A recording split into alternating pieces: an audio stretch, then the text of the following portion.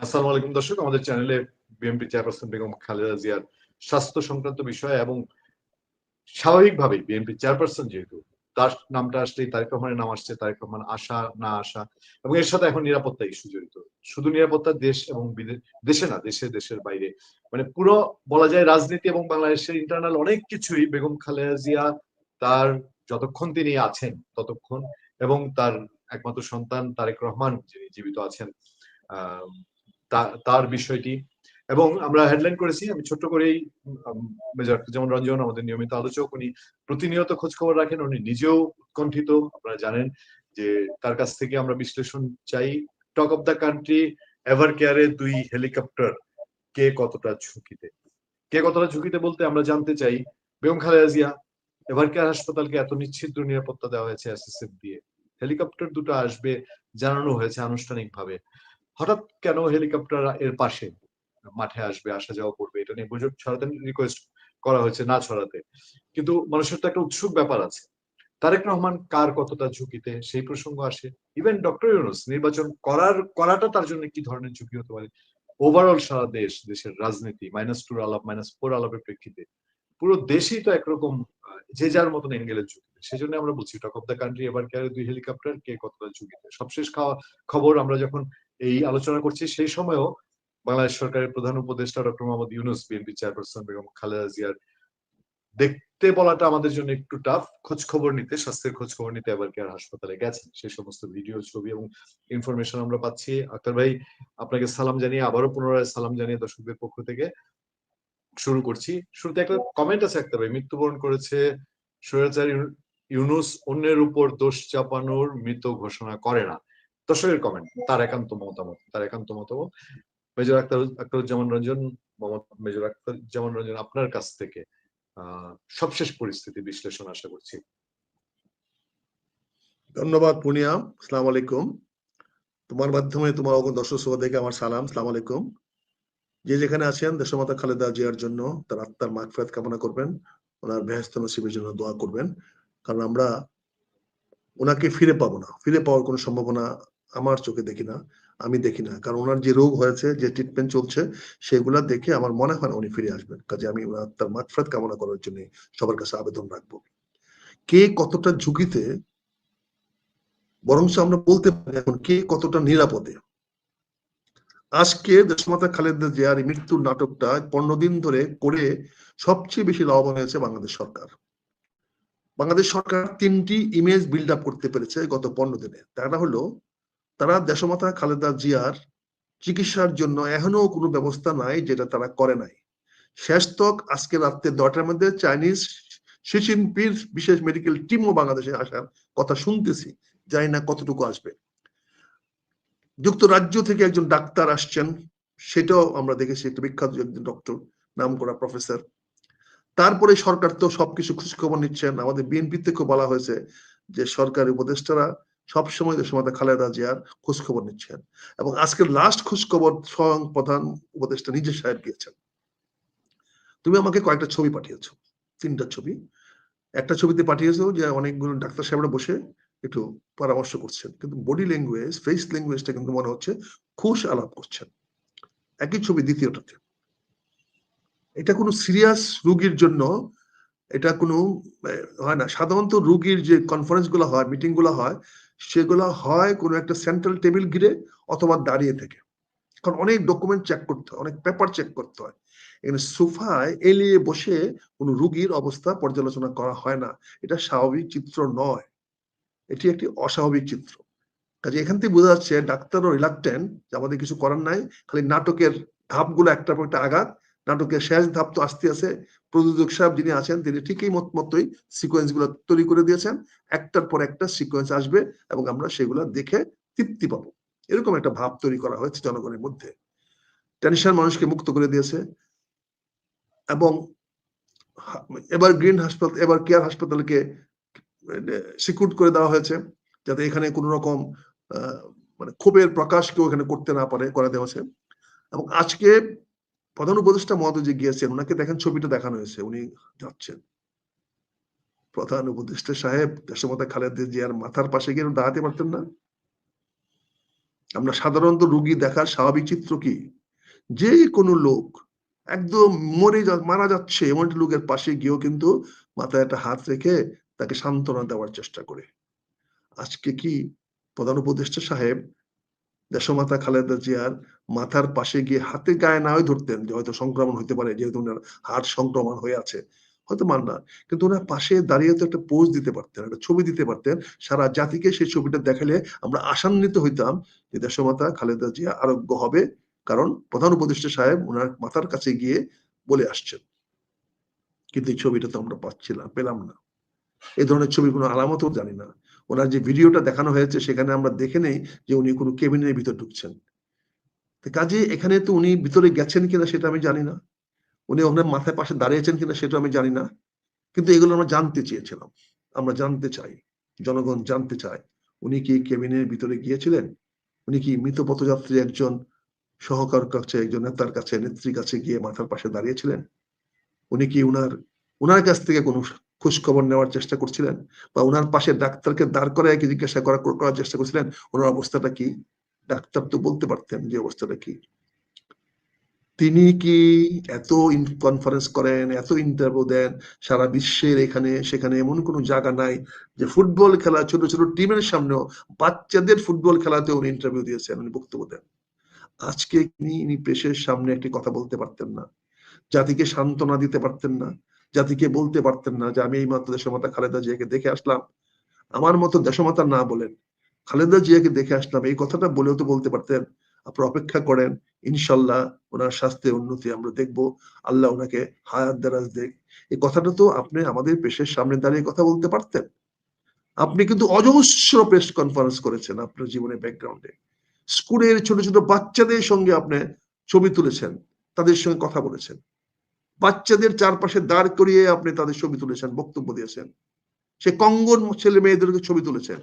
অথচ বাংলাদেশে আজকে আপনি আমার দেশমাতা খালেদা জিয়ার পাশে একটা ছবি তুললেন না, বা প্রেসের সামনে দাঁড়িয়ে বললেন না ভাই আপনারা ধৈর্য ধরেন, আপনারা এখানে আছেন, কষ্ট করতেছেন, গত কয়েকদিন ধরে আপনারা দিন রাত 24 ঘন্টা এখানে সাংবাদিকতার দায়িত্ব পালন করতেছেন, জাতিকে আপনারা সবকিছু সময়ে সময় জানাচ্ছেন, এটা জাতীয় কর্তব্য আপনারা পালন করতেছেন, আমি আপনাকে ধন্যবাদ জানাই, সাধুবাদ জানাই, আপনি অপেক্ষা করেন, ইনশাল্লাহ আপনাদেরকে আমরা একটা ভালো সংবাদ দিতে পারবো। এটা তো বলতে পারলেন না, তার মানে আদারওয়াইজ হয়েছে ঘটনাটা, অর্থাৎ আপনি ফেস করতে পারছেন না, কারণ আপনি সত্য কথা বলতে হবে। আপনি যদি প্রেসের সামনে দাঁড়ায় কথা বলেন তাহলে আপনাকে সত্য কথা বলতে হবে, যেহেতু আপনি অতীতটা এই জন্য বললাম যে আপনি এরকম অনেক কথা সত্য মিথ্যা মিলিয়ে বলেছেন, এমন অনেক উদাহরণ আমরা দেখাতে পারবো, যদি আপনি দেখতে চান আমাদের অন রেকর্ডে আছে, আমরা এটা যে কোনো জায়গায় জিজ্ঞাসা করলে পাওয়া যাবে। কিন্তু আজকে না হয় জাতিকে সান্ত্বনা দেওয়ার জন্য একটু ক্ষুদ্র কিছু আশ্বাস বাণী শোনাতেন, হতো এটা অসত্য, কিন্তু তারপর আশ্বাস বাণী শোনাতে পারতেন, কিন্তু কিছু বললেন না। উল্টা বিএনপি থেকে ব্রিফ করা হলো, সরকার থেকে নয়, বিএনপি থেকে। বিএনপি সরকারে কত বড় দালাল হয়ে গেছে আজকে দেখেন, আজকে বিএনপি সরকারের কাছে ভিক্ষা মাগতেছে। এই যে বললেন ঝুঁকিটা কে? উনি সে অবস্থায় গেছেন, ওনারা প্রেস করছেন যে আপনি প্রেস উইং থেকে একটা দেওয়া হয়েছে, প্রেস রিলিজ দেওয়া হয়েছে, সে ডক্টর জালাল আহমেদ নামে একজন লোক, ওনাকে ব্রিফ করেছেন প্রধান উপদেষ্টা সাহেবকে। তাহলে আমাদের বিখ্যাত, আমাদের সর্বজ্ঞানে জ্ঞানী আমাদের ডক্টর জাহিদ কোথায় গেল? আজকে হঠাৎ করে জাহিদ ব্রিফ না করে আরেকজন ডাক্তার সাহেবকে ব্রিফ করা কি দরকার মনে করলো? এই যে বিষয়গুলো আছে, এই বিষয় তো সাধারণ অঙ্ক না, এগুলা সবকিছুই এই সরকার যে ঝুঁকিমুক্ত হয়ে গেল তার আলামত। তুমি একটা কথা বলেছো যে হেলিকপ্টার দিয়ে কি হয়েছে, এবার হেলিকপ্টারের ঝুঁকি কতটুকু, হেলিকপ্টার কেন গিয়েছে? হেলিকপ্টার দুইটা জিনিস এনশিওর করতে চেয়েছে, যে হেলিকপ্টারটা যেন ঠিক মতো একটি বিল্ডিং এর ছাদে নামতে পারে। এবার গিন হাসপাতালের ছাদের উপরে দুইটা না তিনটা হেলিপ্যাড আছে, এট এ টাইম হেলিপ্যাড তিনটাই ব্যবহার করা যেতে পারে, দুইটা না তিনটা আমি শিওর জানি না, দুইটা তো এখন কনফার্ম করা গেল যে দুইটা তো হেলিপ্যাড আছেই, দুইটা হেলিকপ্টার গিয়ে সেখানে নেমেছে এবং ওরা এটা নিয়ে এক্সারসাইজ করেছে। তাহলে কি হলো? তাহলে সেখানে হেলিকপ্টার দিয়ে কোনো কিছুটা অপারেশন চালানো হবে। এখন যদি তারেক রহমান সাহেব যদি আনতে, অনেকে রিমার ছড়াচ্ছেন তারেক রহমানকে এয়ারপোর্ট থেকে নিয়ে আসার জন্য, কিন্তু বোকা চন্ডীরা বুঝে না লন্ডন থেকে ঢাকা আসতে সরাসরি ফ্লাইটে আসলেও 11 ঘন্টা সময় লাগবে। তার মানে এখন বাজে রাতের 8টা। উনি যদি এখনো রওনা দেন তাহলে কালকে সকাল 7টায় এসে পৌঁছবেন। আর এই খবরটা কি এতক্ষণ পর্যন্ত চাপা থাকবে? এই খবরটা কি মানুষ জেনে যাবে না? হেলিকপ্টার যেই উনি ব্রিটিশ এয়ারওয়েজ বলেন, বাংলাদেশ এয়ারওয়েজ বলেন, বা যে কোনো প্লেনে ইমিগ্রেশন দিয়ে পার হবেন, সঙ্গে সঙ্গেই তো খবরটা সারা পৃথিবী ছড়িয়ে যাবে যে তারেক রহমান মাকে দেখার জন্য দেশের উদ্দেশ্যে রওনা দিয়েছেন। এই যে আমাদের দেশের বোকাচন্ডী মানুষগুলোকে সামনে আমরা যেভাবে রূপ বানায় গল্প বলতে পারি, যেভাবে আমরা বিভিন্ন ভাবে ধর্মের নামে বিভিন্ন অধার্মিক কথা বলতে পারি অবলীলাক্রমে, যেখানে ধর্মকে বিকৃত করে আমরা কথা বলতে পারি, সেখানে আমরা তো যা কিছু তাই জনগণকে বুঝাতে পারি, এবং তাই আমরা বোঝানোর চেষ্টা করছি। হয়তো আমিও একই রকম চেষ্টা করছি, হয়তো হয়তো আমিও আমাকে মনে করা হবে আমি এরকম বিভ্রান্তিমূলক তথ্য প্রচার করতেছি, কারণ আমি যেহেতু সবার সঙ্গে একমত হতে পারতেছি না। কাজেই এই ঝুঁকি নিয়েও আমাকে কথা বলতে হচ্ছে। এই ঝুঁকি নিয়েও আমরা আপনাদের সামনে এসে দাঁড়িয়ে কথা বলছি, কারণ আমি যতটুকু সত্য জানি সত্যটুকু আপনাদের সামনে প্রকাশ করার চেষ্টা করছি। আমি আমার কোনো ব্যক্তিগত বেনিফিটের জন্য না। আপনারা জানেন আমি বিএনপিতে নাই, বিএনপিতে বহিষ্কৃত হয়েছি, এবং বিএনপিতে ফিরে যাওয়ার আমার কোনো ইচ্ছা আর নাই। তবে আমি বিএনপি করি, আজীবন বিএনপি করব, মৃত্যু পর্যন্ত আমি বিএনপি করব। আমি বিএনপি করব। আজকে আমার ভাই, বন্ধু, সন্তানেরা অনেকেই হয়তো বিএনপি করবে না, তারা হয়তো অন্যদিকে চলে যাবে বা চলে গেছে অনেকেই। আমার ছেলেরা এখন বিএনপি করে না, আমার 2 ছেলের মধ্যে একটাও বিএনপি করে না। তারা তাদের রাজনীতি করে, তারা তাদের দলের ব্যাপার করে, কিন্তু বিএনপি তারা করে না। কারণ এক ছেলে তো গত উপজেলা নির্বাচনে দাঁড়িয়েছিল, শুধু বিএনপি নাম দিয়ে করে নাই। কাজেই আমি বিএনপি থেকে যতদিন বেঁচে আছি আল্লাহর কাছে এটাই আমি যেন শেষ পর্যন্ত বিএনপি থেকে বহিষ্কৃত এই শব্দটা নিয়ে মরতে পারি, এটি আল্লাহর কাছে আমার কামনা। মৃত্যু তো আমার হবেই। যাই হোক, আজকে কতটা ঝুঁকি এই কথাটা বললাম। ঝুঁকিতে সারা বাংলাদেশ, ঝুঁকিতে বাংলাদেশের নির্বাচন ব্যবস্থা, ঝুঁকিতে বাংলাদেশের জনগণের নিরাপত্তা, ঝুঁকিতে বাংলাদেশের সার্বভৌমত্ব, ঝুঁকিতে বাংলাদেশের অখণ্ডতা, এইগুলা ঝুঁকি। আর বাকি সরকারের কোনো ঝুঁকি নাই, বিএনপিরও কোনো ঝুঁকি নাই, কারণ বিএনপি নির্বিকার পার্টি। তারা ঝুঁকি কারে বলে সেটাও বোঝে না, বোঝে নাই। এবং বিএনপির নেতারাও যেভাবে নির্বাচনের প্রচারণা চালিয়ে যাচ্ছে, যেখানে স্ট্যান্ডিং কমিটি সারাটা দিন এভারগ্রিন হাসপাতালে খাওয়া দাওয়া বসে থাকা উচিত, তাৎক্ষণিক কি হয় না হয়, সেখানে এক একজন এক এক জায়গায় সুখ সবার নামে, এই সবার নামে, সেই সবার নামে, নির্বাচনী সবার নামে ঘুরে বেড়াচ্ছে। কত বড় একটা ইরেসপন্সিবল দল হইলে, সে দলের নেত্রী অসুস্থ হাসপাতালে। ভাই, আমার বাবা মা যদি হাসপাতালে ভর্তি থাকতো, তা আমি কি কারো বাড়িতে বিয়েতে যেতাম, নির্বাচনী সভা করতাম, না বাপের পাশে হসপিটালে বসে থাকতাম, না আমার মায়ের পাশে হসপিটালে বসে থাকতাম? আমার বিএনপির স্থায়ী কমিটির নেতারা যার যার অফিসে বসে তার তার নিজের কাজ করতেছে। ওখানে এসে যেহেতু মানুষকেও দেখাবে যে আমরা উদ্বিগ্ন, আমরা অপেক্ষা করে আছি, কারণ তারা এরকম নির্বিকার। কাজে তাদেরও কোনো ঝুঁকি নাই, তাদের সামনে কোনো ঝুঁকি আসবে না। তারা জানে হাউ টু ম্যানেজ, তারা ম্যানেজ করে নেবে। কিন্তু আজকে যে আলামত গুলো আমরা দেখতে পাচ্ছি, আজকে নির্বাচন পিছানোর জন্য রিট করা হয়েছে, আজকে এই সরকারকে অবৈধ ঘোষণা করার জন্য রিট করা হয়েছে, যে রিটের রায় আগামীকালকে হবে। আল্লাহ না করুক, বা আল্লাহ যদি সহায় হয়, যদি সুপ্রিম কোর্ট যদি সাহস করে বলে ফেলে যে সাংবিধানিক ভাবে এই সরকার অবৈধ, তাহলে কোথায় গিয়ে দাঁড়াবেন? তখন আপনি কি বলবেন? কারণ হাইকোর্ট তো নেসেটিভ ডক্ট্রিন অনুযায়ী বক্তব্য তো সমর্থন করতে পারে না। সুপ্রিম কোর্ট তো সেটা সমর্থন করতে পারে। সুপ্রিম কোর্টে যেতে হবে অ্যাজ পার সংবিধানের প্রতি লাইন বাই লাইন। সংবিধানের কোনো একটি লাইন বরখেলাপ করার, কোনো ইন্টারপ্রিটেশন দেওয়ার অধিকার নাই যতক্ষণ পর্যন্ত সংসদ তার কাছে না চাইবে। সরকার চাইলে ইন্টারপ্রিটেশন দেওয়ার কথা না, সংসদ যখন চাইবে কোন ইন্টারপ্রিটেশন তখন দিবে। সংসদ তো নাই। কাজেই আগামীকালকে যে রায়টা দিবে, সে রায়টা নিয়ে আমরা সন্দিহান, রায়টা কি জনগণের পক্ষে যাবে না বিপক্ষে যাবে। এই সরকার, এই বর্তমান প্রধান বিচারপতি সহ সুপ্রিম কোর্টের বিচারপতিরা কি সংবিধান মেনে রায় দিবেন, না সংবিধানকে লঙ্ঘন করবেন?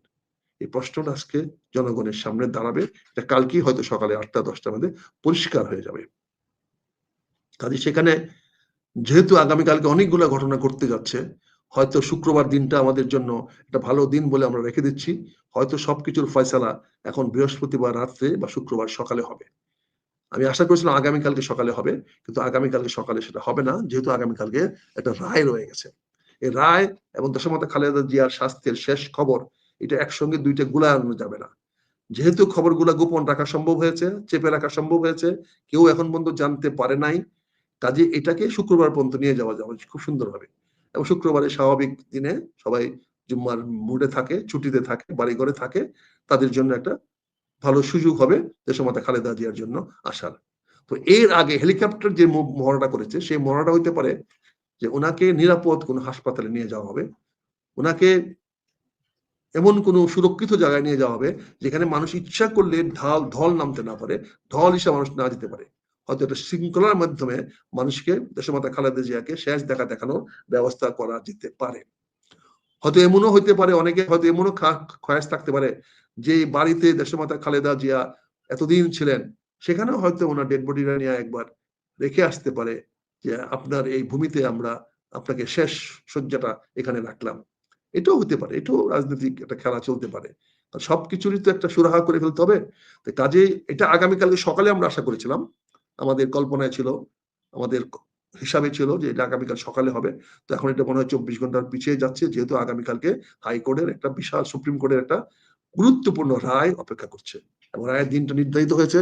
কাজে সেই রায়টা অবশ্যই প্রচারিত হবে এবং মানুষ সেটার জন্য উদ্গ্রীব হয়ে আছে। আর নির্বাচনটাকে পিছানোর জন্য একটা রিট করা হয়েছে, সেই রিটটাও কালকে আলোচনায় আসবে। সেখানেও যদি কোনো রকম রিট অ্যাকসেপ্ট করা হয় বা রুল ইস্যু দেওয়া হয়, তাহলে দেশের সবকিছুই একটা সার্বভৌমত্ব বলেন, অখণ্ডতা বলেন, গণতন্ত্র বলেন, সবকিছু ঝুঁকির মধ্যে পড়ে যাবে। জনমানুষের নিরাপত্তা ঝুঁকির মধ্যে পড়ে যাবে। এই ঝুঁকিগুলো আমাদেরকে জানি না কেমনে সামাল দিব, কিভাবে সামাল দিব। এই ঝুঁকিগুলো আমাদেরকে এমন জায়গায় নিয়ে যাবে সেখানে হয়তো আবার পুরনো সরকারের উত্থাপন হতে পারে, হয়তো সগর্বে কোনো একটি সরকার আবার হেলিকপ্টার নিয়ে আইসাই বাংলাদেশের মাটিতে আবার দাঁড়াতে পারে। এরকম একটা সুযোগ মনে হয় আমরা করে দিচ্ছি। হাইকোর্টের রিটটা আমাকে সেই সুযোগটা করে দিচ্ছে, যদি নির্বাচনটা পিছিয়ে দেওয়া হয়, চায় কেউ হাইকোর্টের রায় মেনে। তবে আমার দৃঢ় বিশ্বাস, উচ্চ আদালতের প্রতি আমার সম্পূর্ণ আস্থা এবং বিশ্বাস আছে, যেহেতু তারা এই সরকারকে অবৈধ ঘোষণা করবে না, যেহেতু তারা এই সরকারকে সাংবিধানিক না বলেও একটি জনগণের সরকার বলে একটা ম্যান্ডেট দেওয়ার চেষ্টা করবে, একটা রুল রায় দেওয়ার চেষ্টা করবে, তাদের পক্ষে একটা আইনগত ভিত্তি দেওয়ার চেষ্টা করবে। কাজে সেখানে আগামীকালকে নির্বাচন পিছিয়ে দেওয়া রিটটাও গ্রহণ করা হবে না বলে আমার মনে হয়, এবং এই রিটটাও বোধহয় খারিজ হয়ে যাবে। কাজে সবকিছু মিলে আমি আশা এবং দুরাশা এর মাঝখানে আমি পড়ে আছি। এখন কতটুকু আমি আগামী দিনে আপনাদেরকে স্বপ্ন দেখাবো, আপনাদেরকে ভালো থাকার জন্য, আপনারা সুন্দর থাকার জন্য, আপনারা বিভিন্নভাবে আপনারা উন্নতির দিকে যাবেন, দেশের শান্তিপূর্ণ দিকে যাবেন, আমি সেটা বলতে পারি না। তবে আমি যেটা মনে করি, আমার যেটা আস্থা বা বিশ্বাস করি, সেটা হচ্ছে নাটকের শেষ যবনিকা প্রায় কাছে চলে আসছে। ইতিমধ্যে হিরো মাঠে তার হিরোইজম দেখিয়ে গেছে। হিরো যখন মাঠে হিরোইজম দেখিয়েছে, তার মানে নাটকের পরিসমাপ্তি খুবই দ্রুত হবে, এটা আমরা কল্পনা করতে পারি। কাজেই আপনি যে কথাটা বলেছেন যে প্রেস রিলিজের নিউজটা দিয়েছেন, এটা দেখে মনে হয় যে নাটকটা পূর্ণাঙ্গ হয়ে গেছে। এখন শুধু মঞ্চে পর্দাটা নামিয়ে দেওয়া এবং ঘোষণা দেওয়া সমাপ্ত।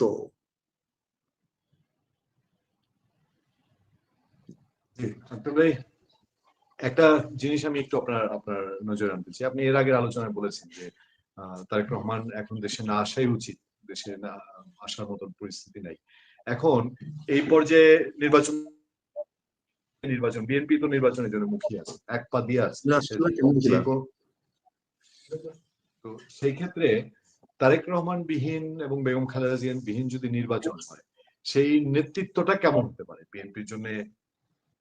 প্রতিযোগিতা আছে, আপনি তো দূর থেকে অবজার্ভ করছেন। নেতৃত্ব নিয়ে তো ভাবনা কিছু নাই। নেতৃত্ব তো আমাদের তারেক রহমান পৃথিবীর যে জায়গায় থাকুক, মঙ্গল গ্রহ থাকলেও নেতৃত্ব তিনি দিবেন। তাহলে সেটা নিয়ে কোনো সমস্যা নাই। নেতৃত্ব নিয়ে বিএনপির কোনো কোন্দল নাই, কোনো কিছু হবে না। বিএনপির কোন্দল হবে যখন তারেক রহমান সাহেব থাকবে না, তখন বিএনপি ৫-৭টা ভাগে বিভক্ত হয়ে যাবে, প্রাদেশিকভাবে বিভক্ত হয়ে যাবে। এই দলটা আমাদের তখন বিভাগীয় দল হয়ে যাবে, বিভাগীয় দল হিসেবে ভাগ হয়ে যাবে। কাজে এখানে ধরেন নির্বাচনের নেতৃত্ব নিয়ে কোনো সমস্যা নাই। আর বিএনপি তো আগামী নির্বাচনে উইনিং দল না, এটা উইনিং দল না, এটা কম্পিটিশন দেওয়ার দল, এটা রানার্স আপ হওয়ার দল।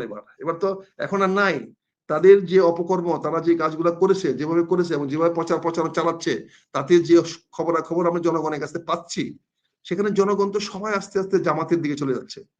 প্রায় এলাকার জনগণের কাছে প্রশ্ন করলে, কথা বললে বুঝতে পারবেন যে জনগণ নীরবে নিভৃতে চলে যাচ্ছে। কারণ তাদের ধারণা হয়ে গেছে খালেদা জিয়াই পারে না এই দলটাকে সামলাইতে, এখন জিতাইয়া দিলে তারেক রহমান দেশে নাই, বাইরে আছে, এদিকে ভোট দিলে পরে আমাদের যে কি অবস্থা হবে, আওয়ামী লীগের চেয়েও আমাদের খারাপ অবস্থা হতে পারে। কাজে তার চেয়ে বাবা দেশের শান্তির জন্য, দেশের সুখের জন্য আল্লাহ একটা দল হিসেবে তারা দাবি করে জামাত ইসলাম, জামাত ইসলামকে আমরা ভোট দিয়ে জয়যুক্ত করি।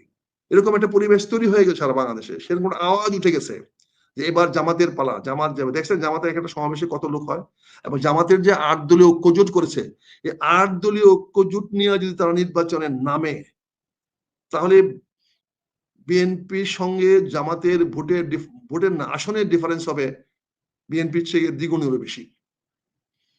এটাও হওয়ার সম্ভাবনা আছে। হয়তো বিএনপির 100 সিটের নিচে নেমে আসতে পারে, আর জামাত 150-র মধ্যে চলে যেতে পারে, 170-এ চলে যেতে, 80 চলে যেতে পারে। মানুষ কিন্তু পরিবর্তন হয়ে যাচ্ছে। আপনি আপনার ইটনা অষ্টগ্রাম তারালি দেখেন, আপনার নিজের ডিস্ট্রিক্টে দেখেন, নিজের ওখানে দেখেন, কেউ ভাবতে পারেন, চিন্তা করেন এমন ভাবা হচ্ছে যে 8 দল থেকে সুরঞ্জিতকে নমিনেশন দিতে পারে।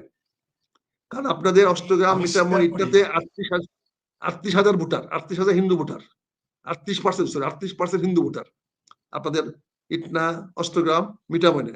এবং ইটনাতে তো প্রায় 50-50, ইটনার এলাকাগুলোতে তো প্রায় ভোটার 50-50 হিন্দু। তো ওই ভোটগুলো এবার জামাতে চলে যাবে, কারণ তাদের নিরাপত্তা দিতে হবে। তো যেভাবে ব্যাপারটা হয়েছে, কি হয়েছে বলেন?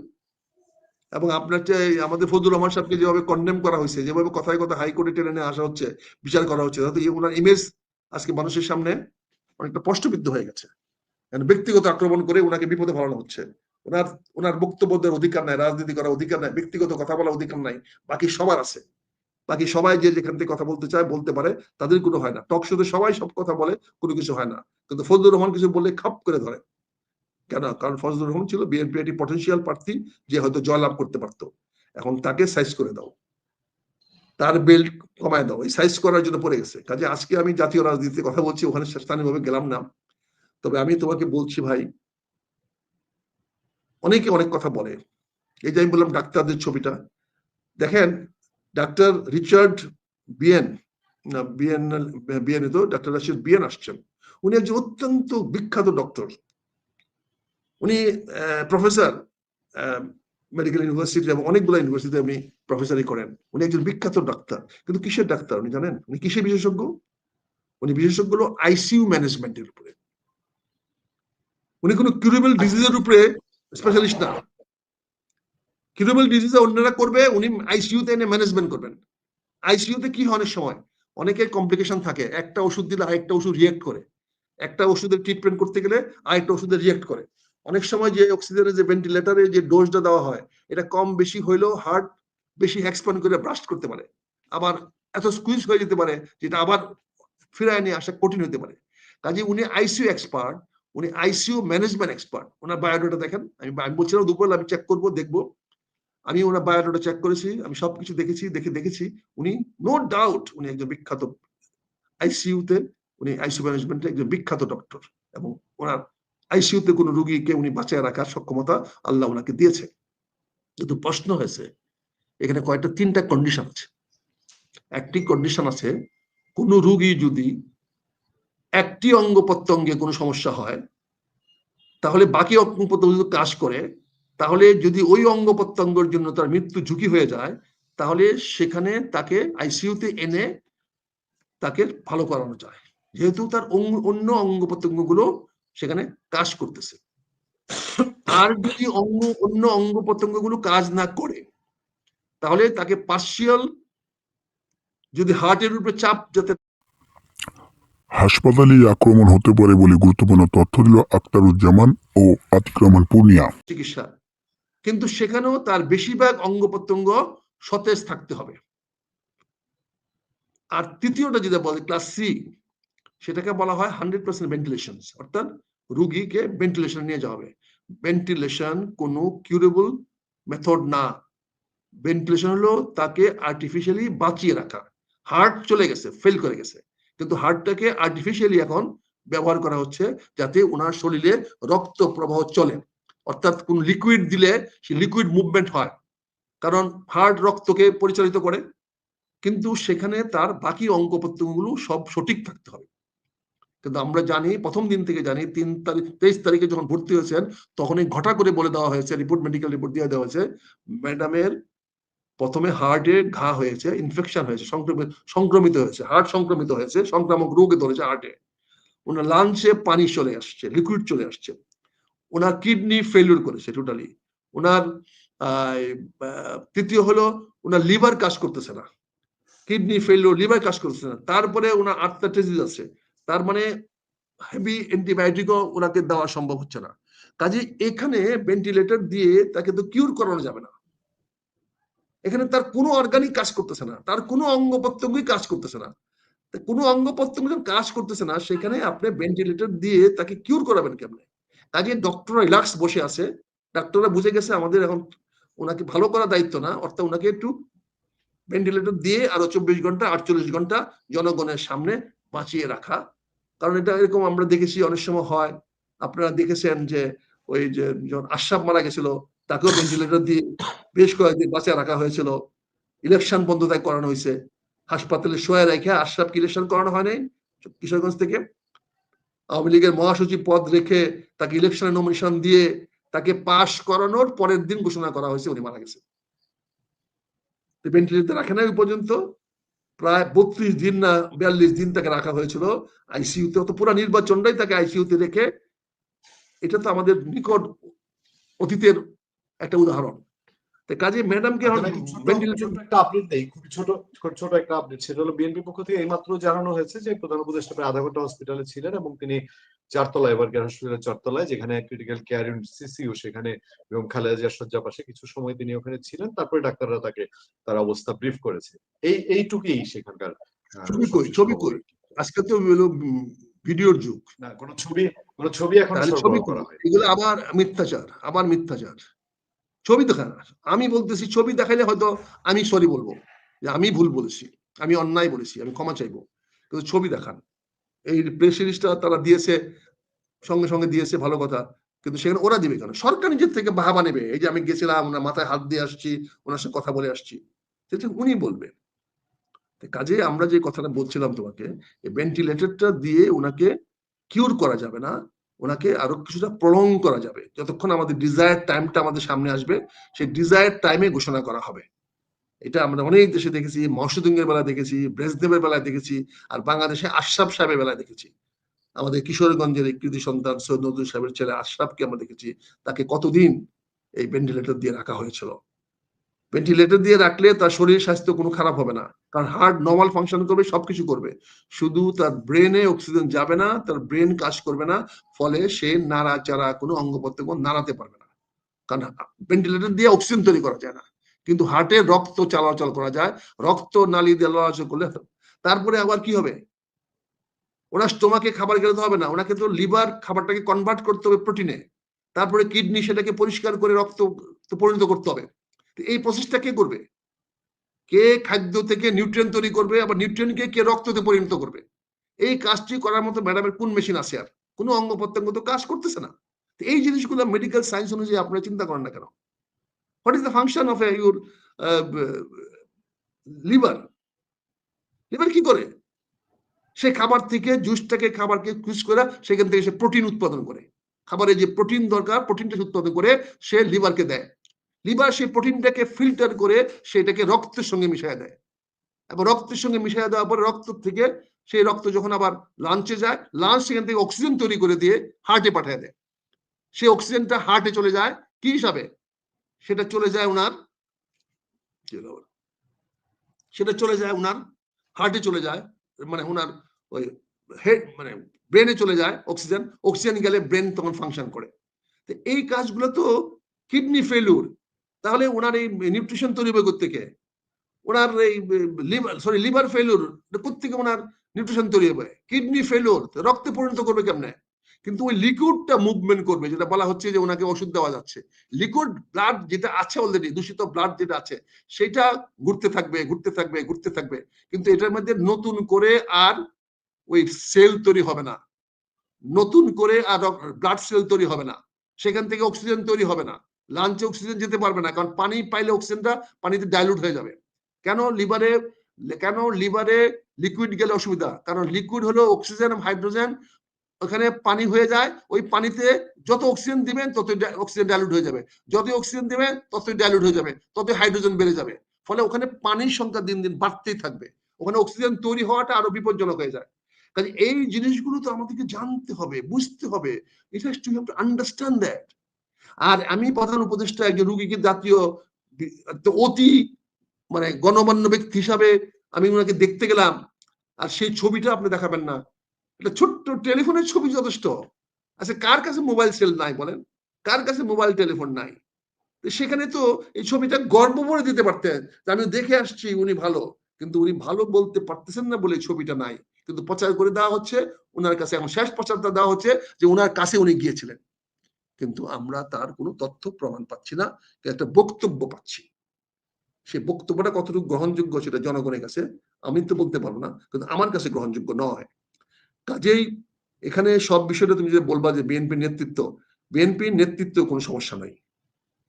বিএনপির সমস্যা হলো শৃঙ্খলা। বিএনপির সমস্যা হলো বিএনপিতে সবাই এখন নেতা, সবাই আন্দোলন করছে, সবাই আন্দোলনের হিরো, তারা এখন সবাই লুটতরাজে ব্যস্ত, যে যেখানে আছেন, ছোট হোক বড় হোক। এই যে নির্বাচন হয়েছে, প্রতিটা প্রার্থীর নামে দুর্গন্ধ এমন ভাবে ছড়াচ্ছে যে তারা সবাই চাঁদাবাজি করে বেড়াচ্ছে। মানুষের ত্রাহি ত্রাহি মধুসূদন অবস্থা। মানুষ কেমনে মুক্ত হবে, কেমনে তাড়াতাড়ি নির্বাচন করে এগুলাকে বের করে দিবে সেটা। আর গুন্ডামি সন্ডামি তো আছেই। বিএনপির তো এখন বুঝেন না, প্রতিপক্ষ তো আওয়ামী লীগ নাই, করবে। আর জামাত করতে দিচ্ছে, শিবির বিএনপিকে এগুলা করতে দিচ্ছে, কইরা তোরা পইচা যা, তোরা একবারে পইচা এটা মাটির সঙ্গে মিশে যা, তোদেরকে সার বানাইয়া জমিতে ফলাইয়া দেবো। এটা শিবির চাচ্ছে, যাতে শিবিরের মাঠটা পরিষ্কার হয়ে যায় এবং জামাতের মাঠটা পরিষ্কার হয়ে যায়। ইনশাল্লাহ জামাত আগামীতে জয়লাভ করতে যাচ্ছে, সরকার গঠন করতে যাচ্ছে। ক্রাইসিস বিএনপির হবে, বিএনপি নেতৃত্বের প্রবলেম না। তারেক রহমানের পক্ষেও এখন বিএনপিকে ডিসিপ্লিন করা বড় কঠিন হয়ে যাবে, এটা অনেক কঠিন হয়ে যাবে, কোন নেতা করবে না। কেন ভাবতে পারেন বিএনপি স্ট্যান্ডিং কমিটি আছে, কক্সবাজারে মিটিং করতেছে, যেই দলের নেতার নেত্রী হাসপাতালে ঢুকতেছে, যেই দলের নেতাকে বিদেশ থেকে দেশে আনার জন্য দেন দরবার করা হচ্ছে, সেই নেতা কক্সবাজারে গিয়ে রাজনৈতিক মিটিং করতেছে খোলা গাড়িতে। কি আনন্দ, কি উৎসব বলেন। এই দলের ভবিষ্যৎ কামনা করে কি হবে বলেন? আমার দুঃখ লাগে।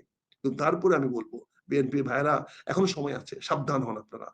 আপনারা অন্যের পাতানো ফাঁদে পা দিয়েন না, অন্যের এই খেলার মধ্যে আপনারা কি অংশগ্রহণ করেন না। আগামীতে যে মারামারি কাটাকাটি হানাহানি হবে, আপনাদেরকে দিয়ে যে আক্রোশ মিটানো হবে, সেই আক্রোশের ফল কিন্তু অন্যরা যাবে। আপনার ছবি উঠবে, আপনি ওখানে উপস্থিত আছেন, কিন্তু গ্রেনেডটা মারবে অন্য কেউ, বোমাটা ছুড়বে অন্য কেউ, কিন্তু ও তো চুপ করে মারা চলে যাবে। ছবিটা তো আপনি তো বুকে উঠায় ছবি উঠাবেন, আরে বাবা হিরো, আমি ছবি উঠাবো, সে হিরো সাহেব ধরা খাই যাবেন। যার কারণে বিএনপির গত বছর আমরা এত নির্যাতিত হয়েছি, কিন্তু এগুলা কিন্তু সব অন্যায় করেছে অন্যরা, তার শিকার হয়েছে আমাদের নেতা কর্মীরা। আমাদের নেতা কর্মীদেরকে অনুরোধ করব, ভাষা বদলান, শালীনতা বদলান, ভদ্র হন, মানুষের প্রতি নম্র হন। ভোট চাইতে হলে মানুষের কাছে নম্র হইতে হবে, মানুষের প্রতি উদাহরণ দিতে হবে যে মানুষকে নিরাপত্তা দিতে আপনি সক্ষম। আপনার কর্মীদের অত্যাচার থেকে আপনি বিএনপি জনগণকে বাঁচাতে পারবেন, আপনাদের কর্মীদেরকে আপনার শৃঙ্খলা মধ্যে আনতে পারবেন, এবং জনগণ নিরাপদে তার বাড়িতে থাকতে পারবে। এটা আপনাকে চিন্তা করতে হবে, এটাকে আপনাকেই ভাবতে হবে, এটা এই সিদ্ধান্তটা আপনাকে দিতে হবে। কাজে বিএনপি কে বলবো যে আপনারা ঝুঁকির মধ্যে পড়েন না। সবাই আপনাদের ভাবতেছে আপনারা ঝুঁকির মধ্যে পড়ছেন, আপনারা ঝুঁকির মধ্যে পড়বেন না যদি আপনারা এই অভ্যাসগুলো পরিহার করেন, যদি আপনারা ঐক্যবদ্ধ থাকেন, যদি তারেক রহমান নির্দেশ মতো যদি সবাই তওবা করে নাকে কানে খত দিয়ে চাঁদাবাজিটা বন্ধ করে দেন, সন্ত্রাসী কার্যকলাপ বন্ধ করে দেন, তাহলে আল্লাহর রহমতে বিএনপির কোনো ঝুঁকি হবে না। আমি অত্যন্ত স্পষ্ট করে বলতে পারি আল্লাহর রহমতে হবে না। এই জন্য আমি পুনিয়া সাহেব কথা শুনতেছেন, ডাকতেছেন আমাকে, কিন্তু আমি আমার কথাটা শেষ করতে চাই, এই জন্য ওনার দিকে অটেনশন দিচ্ছে না। বিএনপি ভাইরা ভয় পাওয়ার কিছু নাই, যদি ঐক্যবদ্ধ থাকেন, যদি শৃঙ্খলার মধ্যে থাকেন, যদি লুটপাট বন্ধ করেন, টাকা এই সমস্ত চাঁদাবাজি বন্ধ করেন, এই টেম্পো স্ট্যান্ড বাস স্ট্যান্ড এখানে উজারা তোলার থেকে বন্ধ করেন, তাহলে বিএনপির সামনে কোনো ঝুঁকি নাই। আপনাদের ভালো হলে বিএনপির জন্য সবচেয়ে ভালো সম্ভাবনা। এখনো মানুষ বিএনপিকে ভোট দিতে চায়, কিন্তু আপনাদেরকে ভয় করে। জি পুনিয়া। প্রকৃতিতে তো বলে পাপ তো বাপকে ছাড়ে না, যে অন্যায় করে ফেলেছেন এইটার তো মূল্য আপনাদেরকে দিতেই হবে। এইটুক মূল্য দেওয়ার পরে হয়তো যদি শুদ্ধ হন তাহলে সেটার ফল পাবেন। আমি আপনাকে একটা প্রশ্ন শুদ্ধ করতে হলে চাই, ফল পাওয়া প্রশ্নটা যায়, শুদ্ধ হলে ফল পাওয়া যায়, শুদ্ধ হলে তওবা কাটলে মানুষের কাছে মাপ চাইলে ক্ষমা চাইলে জনগণ ক্ষমা করে। আল্লাহ রহমান রাহিম, আল্লাহ যেমন ক্ষমা করবে আমরা মাপ চাইলে ক্ষমা হবে। আসলে একটা একটা প্রশ্ন সবাই করে, অনেকে করে আমাকে এবং দর্শকরা করে, এখনো কিছু সেরকম প্রশ্ন আছে। আমারও একটু কিউরিসিটি, আমি জানতে চাই। ধরেন সাধারণত মুক্তিযোদ্ধা যারা আছেন, মুক্তিযোদ্ধারা কোনোভাবেই জামাতে ইসলামীর ক্ষেত্রে একেবারে ন্যূনতমই তারা সাইকোলজিক্যালি, আপনার ব্যাখ্যা আমি বুঝি, আপনার ব্যাখ্যার সঙ্গে কিন্তু আমি দ্বিমত না, এবং দেশের সাধারণ মানুষও জানে যে জামাত অনেক অনেক দূর এগিয়ে গেছে, তারা তাদের কৌশলেও এগিয়েছে। এটা একটু কৌশল সুকৌশল বলেন, অবশ্যই সুকৌশল আছে, কারণ আমি নিজেও সবসময় বলি যে জামাত সাংগঠনিক ভাবে তার যে চেইন অফ কমান্ড, এটা বাংলাদেশে আর কোনো রাজনৈতিক দলের নেই। তবে এটা রাজনৈতিক দল কিনা, ওরা একটা নিজস্ব, এটা গ্রুপ অফ কোম্পানি যেরকম চলে বা একটা মাল্টিন্যাশনাল কোম্পানি যেভাবে চলে সেই টাইপের। প্রশ্নটা যেটা করে আপনাকে, যে মুক্তিযোদ্ধারা, একজন মুক্তিযোদ্ধা হিসেবে জামাত যুদ্ধ অপরাধী দল বলা হয়, মুক্তিযুদ্ধে ৭১ এসে স্বাধীনতা বিরোধী ছিল, সেই দল ভালো করবে, হয়তো ক্ষমতায় যাবে, মেজর আখতারুজ্জামান রঞ্জন বলে। এইটা শুনে অনেকে বলে যে উনি তো একজন মুক্তিযোদ্ধা, হ্যাঁ উনি উনি কিভাবে এই ভাই জামাতের এটা অ্যালাউ আমি যে করে, জামাতের আমি যে পক্ষে পক্ষে বলে, অনেকে ভাই এরকম বলেন। এইটা একটু ভাই আপনার কাছ আমি যে থেকে আমার জানা ইচ্ছে, এই প্রশ্নের ভাই সম্মুখীন আমি অনেকবার হয়েছি। ভাই তাদেরকে বলেন, বিনয় সঙ্গে বলেন, আমি যে মুক্তিযোদ্ধা এটা তো 91 সনে মনে ছিল না। আমি যেহেতু মুক্তিযোদ্ধা 2018 সনে মনে ছিল না, যখন আমাকে ধরে পিটাইছিলেন, আপনারা ভাইয়েরা পিটাইছিলেন, মনে ছিল না? আমি যখন 2024 সনে সবাইকে চ্যালেঞ্জ দিয়ে নির্বাচনে ভোট করতে গেছিলাম, তখন আপনারা আমাদের সঙ্গে কি বেইমানি করেছিলেন, তখন তো মুক্তিযুদ্ধ হিসাবে এতটুকু ছাড় দেন নাই। আর এখন সত্যিকার মুক্তিযুদ্ধ যারা, প্রকৃত মুক্তিযোদ্ধা তারা, তারা এখন ভীত, তারা নিরাপদ নয়। তাদের না আছে আওয়ামী লীগ, না আছে বিএনপি, তাদেরকে রক্ষা করার কেউ নাই। তারা আজকে ডিসঅর্গানাইজড। আপনারা এমন জায়গায় নিয়ে গেছেন, আবার এই মুক্তিযোদ্ধার সকল মায়া কান্না যারা করেন, মুক্তিযোদ্ধাদের কথা শোনা যান, তারা মুক্তিযুদ্ধ থেকে এমন একটা জায়গা নিয়ে গেছেন, তাদেরকে ভাতাকুর বানিয়েছেন, তাদেরকে ভাতা দিয়ে মুক্তিযোদ্ধা বানিয়েছেন, কিন্তু কোন মুক্তিযোদ্ধা, একটি ভাতাদারী মুক্তিযুদ্ধ শেখ হাসিনার পাশে এসে দাঁড়ায় নাই, কিন্তু ভাতা খাওয়াইছেন আপনারা। এই জন্য আমরা বলি এগুলা ভাতারি মুক্তিযোদ্ধা।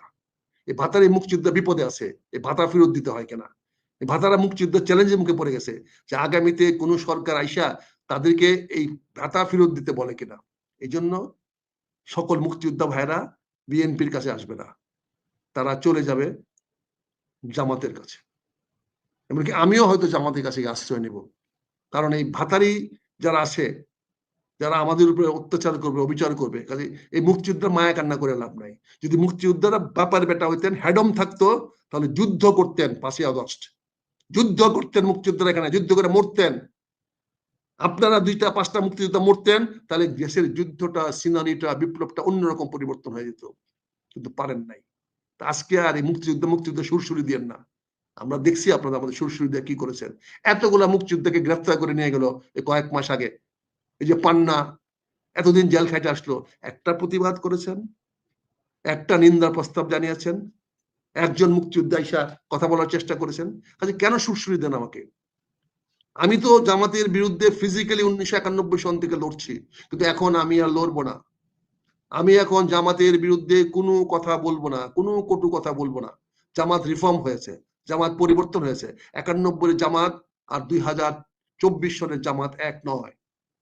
গত 3 থেকে 5 বছরে জামাত, বিশেষ করে গত 3 বছরে জামাতের যে রিফর্ম হয়েছে, তারপরে বিপ্লবের পরে যে জামাতের রিফর্ম হয়েছে, সংস্কার হয়েছে, এটা অন্য কোনো রাজনৈতিক দলে হয় নাই। যেখানে তাদের রাজনৈতিক অ্যাপ্রোচ পরিবর্তন হয়ে গেছে। আর এই রক কাটা পার্টি এখন মানুষের পায়ে ধরা পার্টিতে পরিণত হয়েছে। যারা কথায় কথায় রক কাটতো, তারা এখন কথায় কথায় জনগণের পায়ে ধরে গিয়া যে আমাদেরকে একটা ভোট দেন, আমরা দেখেন আপনারা যত খারাপ মনে করেন অত খারাপ না। হয়তো আমাদের বাপ দাদারা ভুল করে গেছে, মুক্তিযুদ্ধের বিরোধিতা করছে, কিন্তু আমরা বাংলাদেশের পক্ষে। তারা কিন্তু সংবিধানের পক্ষে চলে আসছে, তারা কিন্তু এখন সংবিধান পরিবর্তনের কথা বলে না, তারা কিন্তু এখন পাকিস্তানের সব কথা বুঝে গেছে হবে না, তারা এখন তুরস্কের সঙ্গে বন্ধুত্ব করার চেষ্টা করছে। যেই জামাত তুরস্কের সঙ্গে কাজ করবে, যে জামাত সৌদির সঙ্গে কাজ করবে, সেই জামাতের সঙ্গে আমি কাজ করতে কোনো সমস্যা দেখি না। কিন্তু পাকিস্তানের সঙ্গে যদি কাজ করে জামাত, তাহলে অবশ্যই আমি তার বিরোধিতা করবো, একা হলেও বিরোধিতা করবো। পাকিস্তান প্রেমী, পাকিস্তান জিন্দাবাদ বাংলাদেশের মাটিতে আর চলবে না। এটা যদি কেউ করে আমি নাই। নারায়ে তাকবীর আল্লাহু আকবার বলেন, এটা আমাদের ধর্মীয় স্লোগান। নারায়ে তাকবীর আল্লাহু আকবার আমিও দিয়েছি, আমি বিএনপিতে প্রতিবার প্রতিদিন জনসভায় আমি বলেছি, আমি জয় বাংলা বলি নাই, আমি বাংলাদেশ জিন্দাবাদ বলেছি, আমি বলেছি নারায়ে তাকবীর আল্লাহু আকবার। আমার শত শত স্লোগান আছে, একটা দুইটা না। আমি বিএনপিতে দাঁড়ায়া নারায়ে তাকবীর আল্লাহু আকবার বলছেন, এটা জামাতের না, এটা কোনো না, এটা ইসলামিক স্লোগান। আমি এখনো নারায়ে তাকবীর আল্লাহু আকবার বলবো, এটা হঠাৎ করে বলছি না। আমার গত এই 40 বছরের রাজনীতির এই যে আজকে এমপি গিরি থেকে নিয়ে যত দেখেন আমি সংসদ সদস্য হিসাবে সংসদের বাইরে ভিতরে আমার জনসভায় অজস্রবার আমি শুরু করেছি, আমি স্লোগানে শুরু করেছি নারায়ে তাকবীর আল্লাহু আকবার। এই নারা আমি দিয়ে আসছি, এই নারার থেকে আমি সরবো না, সরাতে পারবেন না। তবে হ্যাঁ, আমি সে রক কাটা জামাতকে আমি প্রতিরোধ করব। অবশ্যই আমি পাকিস্তান প্রেমী জামাতের সঙ্গে থাকবো না, তাদের প্রতিরোধ করব। প্রতিরোধ করতে না পারি, প্রতিরোধ করতে গিয়ে মরবো, তো পাকিস্তানের পক্ষের জামাতকে সঙ্গে আমি মিলবো না, মিলার কোনো সুযোগ নাই। কিন্তু যদি বৃহত্তর ইসলামিক হয়, যেমন 8 দলীয় ঐক্যজোট হচ্ছে, সে 8 দলীয় ঐক্যজোটে আমিও 9 দলকে হইতে পারি, যদি তারা আমাকে গ্রহণ করে। আর গ্রহণ করার কোনো সুযোগ নাই, তারা আমাকে গ্রহণ করবে না, কারণ আমার তো কোনো দল নাই, আমার তো কোনো আমি তো ভাই নিজেকে নিজেই নিয়ে আছি, একক। কাজে এই 8 দলীয় জোট, যেটা অত্যন্ত মানে একটা ব্যালেন্সড 8 দলীয় ইসলামিক দল, যেখানে অনেক খেলাফতে মজলিস আছে, যেখানে আরো অন্যান্য ইসলামিক নেজামে ইসলাম আছে, অনেক অনেক নেজামে ইসলাম আছে জানি না, আর অনেকগুলো রাজনৈতিক দল আছে যারা মডারেট, যারা সবাই পাকিস্তান বিরোধী না, সরি পাকিস্তানের পক্ষে না, যারা সবাই স্বাধীনতার বিরুদ্ধে না, যারা সবাই স্বাধীনতার সময় ওই অস্ত্র হাতে দেয় নাই। হাজার হাজার মাদ্রাসা শিক্ষকরা আছে যারা মুক্তিযুদ্ধের পক্ষেও ছিল না, বিপক্ষেও ছিল না, কিন্তু তারা তো এই 8 দলীয় ঐক্যজোটে আছে। অনেক শিক্ষিত মানুষ আছে, উচ্চ শিক্ষিত আছে, ডাক্তার আছে, ইউনিভার্সিটির টিচার আছে, উকিল আছে, ব্যারিস্টার আছে, ব্যবসায়ী আছে। কাজেই ওই জামাত আর এই জামাত এক না। আমি তোমাকে পরিষ্কার করে বলতে চাই, তুমি যদি মনে করো জামাত ইসলাম মানে পাকিস্তানি জামাত ইসলাম, আমি তার বিরোধিতা জীবনের শেষ দিন পর্যন্ত করব।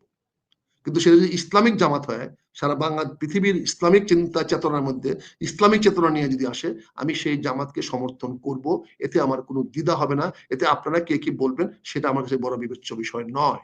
তবে পাকিস্তান জিন্দাবাদ যারা বলবে, তাদের সঙ্গে আমি আমরণ সংগ্রাম করব। যদি সেই সংগ্রামে আমার মৃত্যুবরণ করতে হয়, আমি আলহামদুলিল্লাহ, আল্লাহর কাছে শুকুর আলহামদুলিল্লাহ, আমি সেই মুক্তিযুদ্ধের সেই চেতনা ধরে রাখার জন্য পাকিস্তান বিরোধীদের কাছে যদি আমি মৃত্যুবরণ করি, আমার কোনো দুঃখ থাকবে না। পরাজিত হয়ে গেছি, মৃত্যু তো হবেই। থ্যাংক ইউ, অনেক অনেক অনেক ধন্যবাদ আক্তার ভাই। আমরা শুরু থেকে অনেক মূল্যবান, অনেক শক্তিশালী বিশ্লেষণ পেয়েছি, টু বি অনেস্ট, এবং নিশ্চয়ই দর্শকরাও সেটা রিয়েলাইজ করেছেন, আগ্রহী হয়েছেন বলে অসংখ্য দর্শক, হাজার হাজার দর্শক আজকে যুক্ত ছিলেন। আপনি সুস্থ হয়ে ফিরেছেন। আবার আপনার দিকে আপনার হাজার হাজার দর্শকের কাছে আমার সালাম। ভাই, আমরা অনেক কথা বলছি, বিবেক থেকে বলি, নিজের অন্তর থেকে বলি, কোনো বানানো গল্প বলি না। যে এই কথাটা বলি সেটা নিয়ে রিসার্চ করে বের করে এনে বলি ভাই, হঠাৎ করে আন্তর্জাতিক কথা বলি না, নিজের বিবেকের তাড়নায় বলি, বিবেক থেকে রক্ত রিংড়ানো বুকের থেকে কষ্ট নিয়ে আপনাদের সামনে বলি, সৎ পথে থাকার জন্য, ভালো পথে আসার জন্য, আমাদের সবাইকে নিয়ে সৎ থেকে আমার জাতীয়তাবাদী শক্তিকে আবার ক্ষমতায় পুনর্জীবিত করার জন্য আমার এই আকুতি, কোনো ব্যক্তিগত লাভ লোকসানের জন্য নয়। আমার জন্য আপনারা আমাদের নিয়মিত একজন দর্শকের কথাই আমি আপনাকে বলি, তিনি শেষ একটা কমেন্টের আগে একটা কমেন্ট এসেছে, অত্যন্ত গুরুত্বপূর্ণ বিষয়গুলো তুলে ধরেছেন, অসাধারণ উপস্থাপনা, চমৎকার বিশ্লেষণ, অসংখ্য ধন্যবাদ। আপনার বিশ্লেষণ যে দর্শক গ্রহণ করেছেন, আমি বলেছি হাজার হাজার দর্শক আছে যুক্ত ছিল। আক্তার ভাই, অসংখ্য ধন্যবাদ, ভালো থাকবেন, সুস্থ থাকবেন, আবারও নিশ্চয়ই দ্রুত সময় দেখা হবে। আসসালামু আলাইকুম।